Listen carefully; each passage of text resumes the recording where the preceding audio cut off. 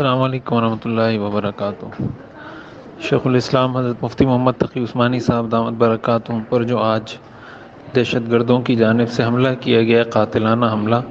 اور اللہ تعالیٰ نے اپنے خصوصی فضل و کرم سے ان کی حفاظت فرمائی ہے، یہ بہت بڑا حادثہ ہے اور اس پورے ملک کے لیے، پوری قوم کے لیے ایک بہت ہی لمحہ فکریہ ہے اور بہت بڑی گہری اور گھناؤنی سازش ہے کہ ایک ایسی شخصیت جو پوری دنیا کے اندر پاکستان کی پہچان ہے اور پاکستان کا فخر ہے، جب بھی دنیا کی مؤثر ترین شخصیات کی لسٹ آتی ہے تو حضرت مفتی تقی عثمانی صاحب ان میں سر فہرست ہوتے ہیں۔ اس سے معلوم ہوتا ہے کہ مسلم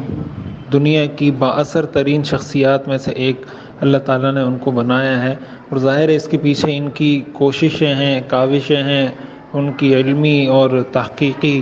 جو انہوں نے دنیا کو اپنے علم سے مستفید کیا ہے، ان کی یہ ساری کوششیں ہیں۔ ایسے موقع پر اور ایسی شخصیت ہیں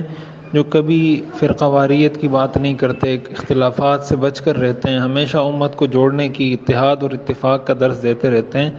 اگر ایسی شخصیت پر حملہ ہو رہا ہے اور ایسی شخصیت سے بھی ہماری حکومت سیکورٹی واپس لے رہی ہے، حضرت نے کچھ دن پہلے گورنر سندھ کو باقاعدہ خود بتایا، گورنر سندھ کا یہ کہنا ہے کہ انہوں نے مجھے کہا کہ مجھے تھریٹس ہیں، دھمکیاں مل رہی ہیں، لیکن اس کے باوجود کوئی سیکورٹی کا انتظام نہیں کیا گیا۔ یہ ہماری حکومت اور ہماری انٹیلیجنس اداروں کی کارکردگی پر سوالیہ نشان ہے۔ سب سے پہلے حکومت کے کرنے کا کام اس وقت یہ ہے کہ جو قاتل ہیں ان کو، جو قاتل جنہوں نے ان کے ڈرائیور کو شہید کیا، ان کے گن مین کو شہید کیا، ایک ڈرائیور زخمی ہیں، تو ان کے قاتلوں کو فی الفور گرفتار کر کے سر عام ان کو سزا دی جائے، عبرتناک سزا دی جائے، تاکہ دنیا کے لیے وہ عبرت کا نشان بن سکے۔ دوسرے نمبر پر اس کے پیچھے جو لوگ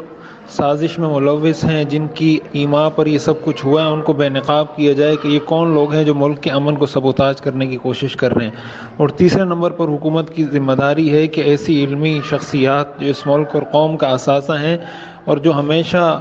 اس بات کی کوشش میں رہے ہیں کہ ملک میں امن و امان کی فضا برقرار رہے، ان کے لیے فل پروف سیکورٹی کا انتظام کیا جائے۔ ایسی سیکورٹی ہو جس کو واقعی میں سیکورٹی کہا جا سکے۔ اتنی بڑی شخصیات ہمارے ہاں،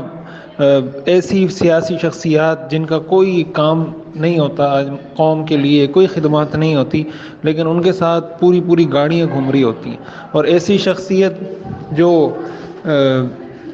اپنا ایک مقام رکھتی ہے دنیا میں ہوئے ہیں، اللہ تعالیٰ ان حضرات کی شہادت کو قبول فرمائے، لیکن ہمیں اس پر اپنا پورا کردار ادا کرنا ہوگا۔ علماء کرام کو متحد ہو کر اس پر اپنا پورا ایک موقف دینا چاہیے اور بھرپور احتجاج کرنا چاہیے، تاکہ جن جامعات کی، جن اداروں کی، جن دینی شخصیات کی سیکورٹی واپس لی گئی ہے یا جن کو ضرورت ہے ان کو سیکورٹی فراہم کی جائے، تاکہ